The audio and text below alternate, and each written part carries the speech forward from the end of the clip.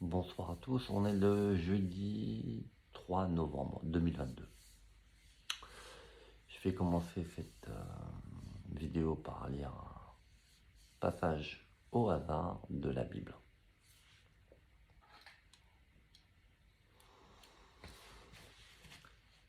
Peut-être pas au hasard, on va choisir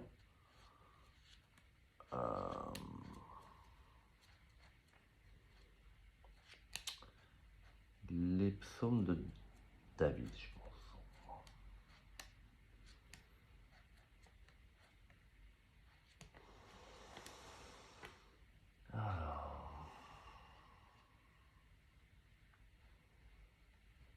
D'ailleurs, ça s'appelle pas comme ça, je pense.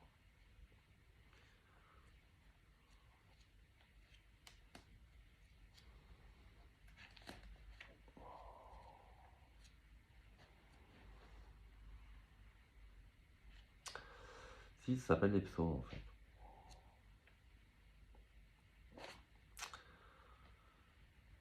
Alors, voyons voir.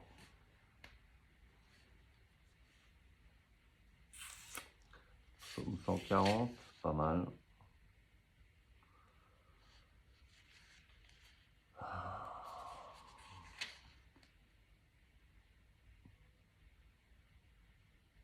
Psaume 144.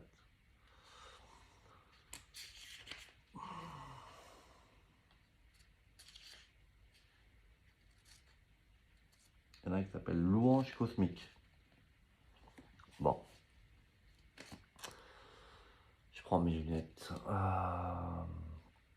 Bon, on va lire celui-là. Alléluia. Louez Yahvé depuis les cieux. Louez-le dans les hauteurs. Louez-le tous ses anges. Louez-le toutes ses armées. Louez-le soleil et lune. Louez-le tous les astres de lumière. Louez-le cieux des cieux et les eaux de dessus les cieux. Qui loue le nom de Yahvé. Lui commanda, eux furent créés. Il les posa pour toujours et à jamais, sous une loi qui jamais ne passera. Louez Yahvé depuis la terre, monstres marins, tous les abîmes, feu et grêle, neige et brume, vent d'ouragan, l'ouvrier de sa parole. Montagnes, toutes les collines, arbres à fruits, tous les cèdres, bêtes sauvages, tout le bétail, reptiles et l'oiseau qui vole.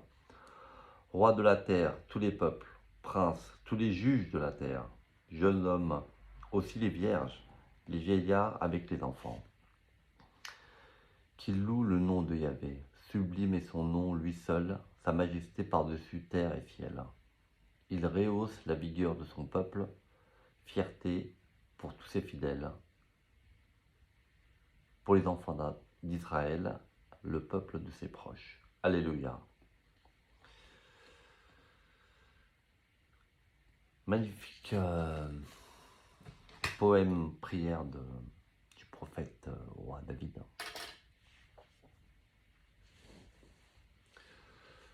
Un prophète exempt de faute.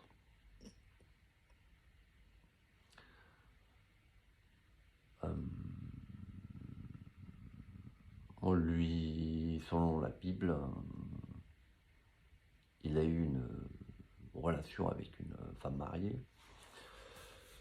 Je ne sais plus le nom de cette femme, ça commence par un B. J'ai discuté avec lui. Donc je lui ai demandé, donc à David s'il avait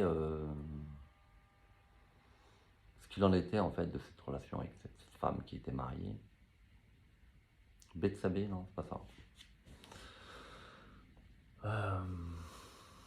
Femme avec qui d'ailleurs il est toujours en couple dans la dimension des cieux, ou du 7e ciel, je suppose.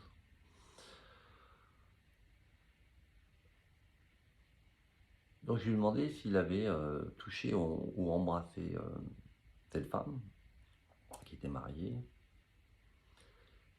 Il m'a répondu qu'il était effectivement tombé amoureux de cette femme. Je pense qu'il a eu un genre de coup de foudre.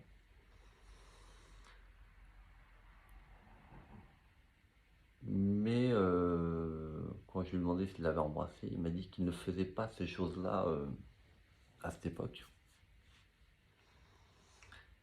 Puis il m'a répondu que ça se passait beaucoup dans le regard, en fait. Donc en fait, il discutait comme ça, il se séduisait, il se faisait la cour. Lui faisait la cour à cette femme par le regard. Ça c'est drôle, et amusant et touchant.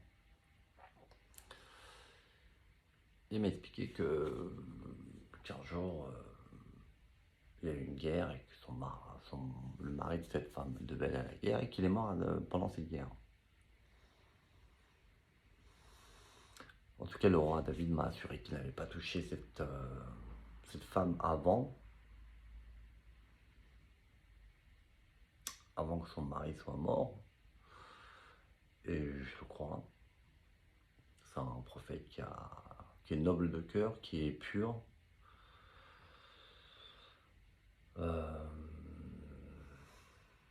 Qui était très très proche de Dieu, très croyant. Qui a été dans le cœur de Dieu. Je vous dis ça parce que sa signature énergétique manifeste cela.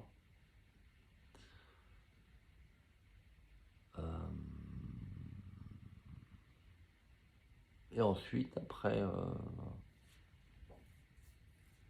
qu'elle eût été veuve, et il s'est marié à l'épouser parce qu'il l'aimait. Et il est toujours en couple avec elle. Donc c'est une magnifique histoire d'amour qui dure depuis des milliers d'années. C'est assez beau.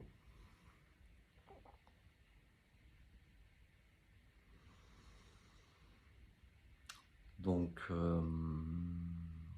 voilà. Alors donc là, bon, je ne vais pas raconter. Le but de cette vidéo n'est pas de vous raconter des histoires, mais le but de cette vidéo, c'est de lancer, comment dire, une malédiction. Il faut dire les choses comme elles sont, et je l'assume totalement. Et je vais même pas être désolé que les choses en soient arrivées là. C'est toutes les personnes qui ont failli jusqu'à là devraient être désolées de ce qui se passe.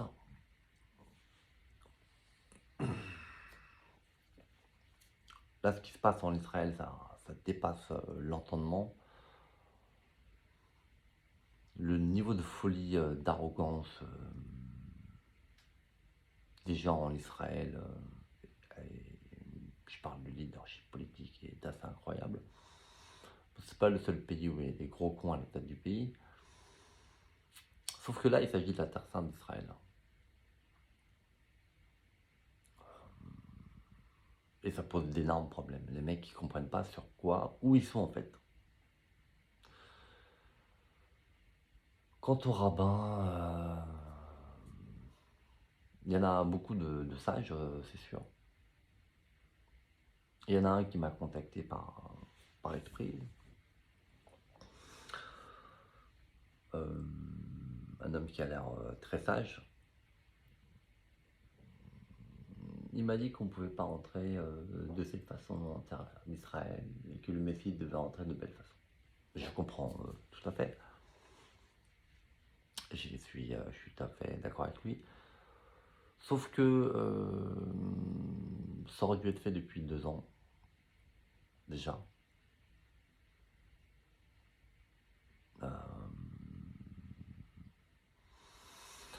Je respecte tout à fait cet homme, mais les choses sont que, les faits sont que la Terre Sainte d'Israël m'a été donnée il y a 2 ans déjà.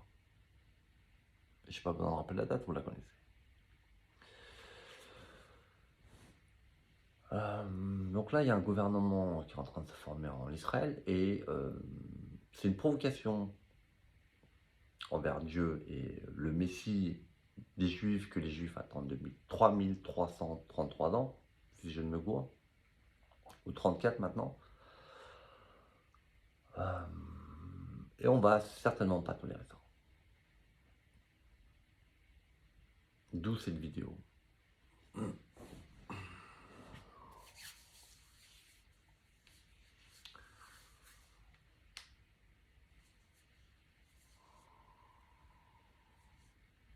Au Seigneur,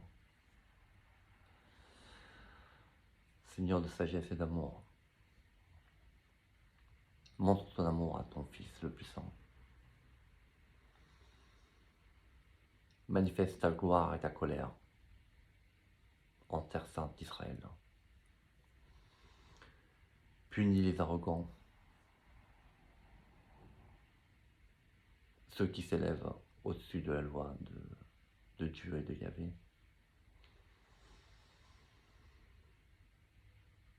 Que le futur gouvernement d'Israël, le Premier ministre et tous ses membres soient maudits. Depuis les saints des saints. Que tous ceux qui reconnaissent ce gouvernement ignoble et infâme soient maudits. Ceux qui travaillent depuis l'étranger avec ce gouvernement soient maudits. Les fonctionnaires en Israël qui acceptent de travailler pour ce gouvernement, qui soient également maudits.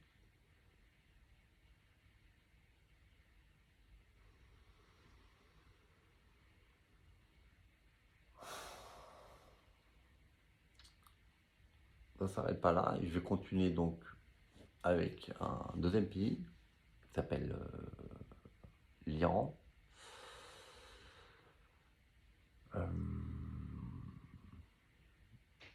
Yahvé et moi, on a exprimé le désir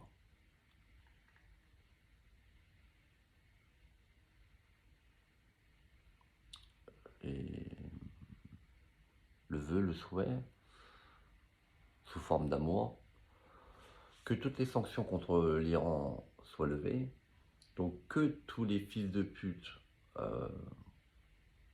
qui, encore aujourd'hui, tous les arrogants, infâmes, qui imposent des sanctions ignobles à l'Iran, qu'ils soient tous maudits, tous les membres du gouvernement. Là, en l'occurrence, je parle parce que cette sanction viennent des États-Unis et avec la complicité passive ignoble de l'Europe, que tous les gouvernements, quels qu'ils soient, qui participent à ces sanctions ignobles et infâmes contre l'Iran soient maudits également. Ces sanctions n'ont pas lieu d'être, en tout cas, ils ont été injustement donnés et ils n'ont plus lieu d'être. C'est tout à fait clair et évident.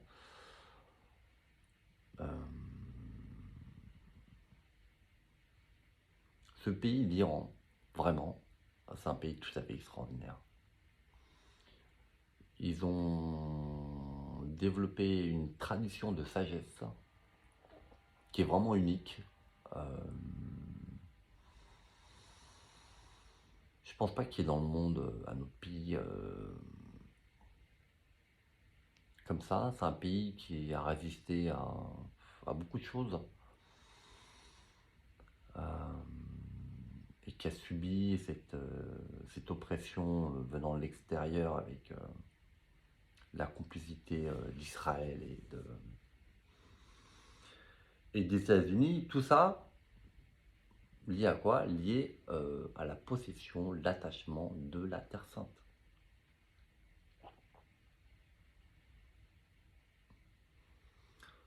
Tout ce dont il est question là, ce qui crispe les extrémistes, les nationalistes sionistes israéliens, c'est la possession. Alors, j'invite ces bandes d'abrutis à relire leurs textes sacrés, notamment l'histoire d'Abraham et Isaac. tout le monde connaît l'histoire, donc c'est Dieu qui demande à Abraham d'aller sacrifier son fils Isaac, son fils qu'il aime le plus probablement, auquel il est très très attaché. Il lui demande d'aller le sacrifier. Abraham, qui est en relation étroite avec Dieu, accepte. Et c'est assez incroyable. Ce faisant ce chemin-là, il est dans le détachement. Et donc, il apprend à se détacher de ce qui est le plus cher. Et là, Dieu lui donne le contre-ordre de ne pas sacrifier son fils, mais un animal à la place. Le but de Yahvé, c'était de libérer Abraham de son attachement. C'était pas de le sanctionner, de le punir de son attachement à son fils ou de le tester. C'est tout à fait ridicule. Et c'était de le libérer de l'attachement. Quand on voit l'attachement, il y a un bon attachement et un mauvais attachement. Mais l'attachement, la possessivité, tout ça, ça conduit à la guerre, l'oppression d'un peuple et de générations, de jeunes générations de Palestiniens qui n'ont rien fait. Et c'est proprement ignoble. Comment ces gens-là pensent qu'on peut leur laisser le leadership d'une terre sainte, terre qui a été foulée par des centaines, des milliers de prophètes? Non mais ces gens-là, ils ne se rendent pas compte de sur quoi ils vivent en fait. On parle aussi de l'histoire en fait. Là, il ne s'agit pas des Américains qui arrivent comme les cow-boys là, pour aller opprimer les natifs américains qui sont un grand peuple avec une grande spiritualité qui mérite le plus grand respect. Donc ces mecs-là, ils arrivent comme des cow-boys. Sauf que le fait que ce soit une terre sainte, c'est une terre qui a été promise. Ouais. Mais en fait, ce qui est promis, c'est toujours sous condition en fait. Une promesse de Dieu n'est jamais sans condition. On n'arrive jamais.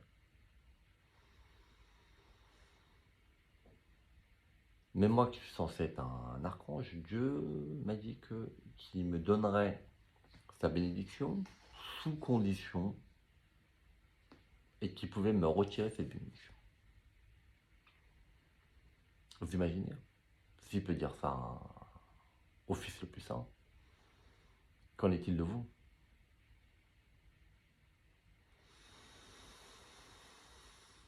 Je tiens, pour être tout à fait honnête, à dire que être roi d'Israël, c'est comment dire, une prise secondaire. Parmi tous les... Entre le fait d'être roi d'Israël, roi de France, roi des Turcs, tsar de Russie et roi d'Inde, c'est le fait d'être tsar de Russie qui m'est le plus cher. Je le dis ouvertement et honnêtement, là je suis en train d'apprendre le russe et non l'hébreu. C'est ce pays avec qui j'ai une connexion spirituelle profonde et c'est inexplicable, j'ai un amour pour ce pays et ce peuple. Et si je dois passer par le fait d'être roi d'Israël pour devenir le tsar de Russie, j'en passerai par là. Je serais tout à fait heureux d'être le roi d'Israël, avec cette magnifique ville qui est Jérusalem, qui abrite le cœur du monothéisme, avec toutes les bénédictions de tous les prophètes du passé. C'est un honneur immense et je le conçois tout à fait. Mais le fait est que c'est la Russie qui est le plus proche dans mon cœur. J'envoie tout mon amour et toutes mes bénédictions à la Russie et au grand peuple russe. Et je prends la Russie sous ma protection spirituelle dès maintenant, afin de la protéger. Certains ont peur que la Russie utilise l'arme nucléaire. La vérité est que maintenant, c'est plutôt la Russie qui a peur qu'on l'attaque à l'arme nucléaire. Donc c'est pour ça que je prends toute la Russie sous ma protection spirituelle pour éviter tout désagrément.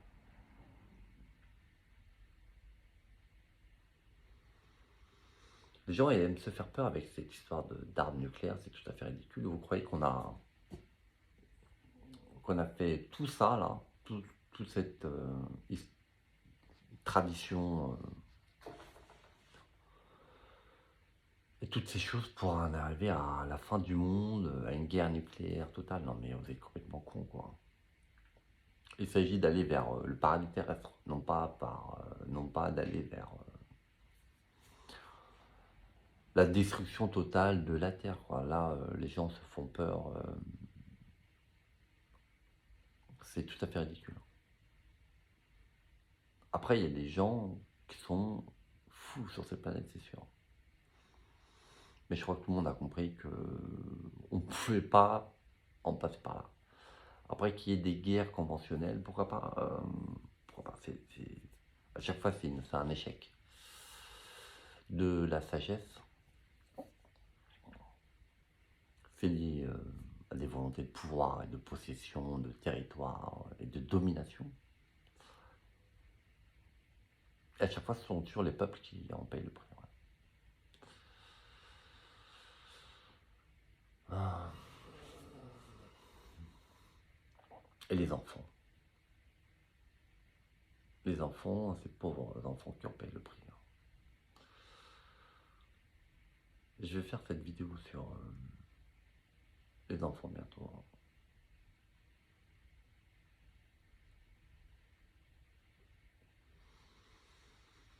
Ça devient vraiment nécessaire.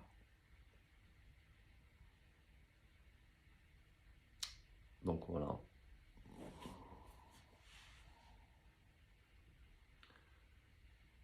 J'espère que ça sera... ça doit être une fête pour tout le monde. Une fête pour les juifs, les chrétiens, les musulmans, pour toute la planète. Parce que c'est la sagesse et l'amour qui reviennent, et la compassion qui reviennent en Terre Sainte. Et j'aimerais à ce sujet rendre hommage au très grand prophète qui est Jésus-Christ. Et d'une certaine façon, c'est ces enseignements qui emportent la victoire en Terre Sainte. C'est un prophète qui a une grande sagesse, qui est un très grand enseignant, qui a beaucoup enseigné sur la fraternité et la compassion. Et c'est sagesse, compassion, fraternité, c'est ces valeurs que je veux mettre en avant en Terre Sainte et partout dans le monde d'ailleurs.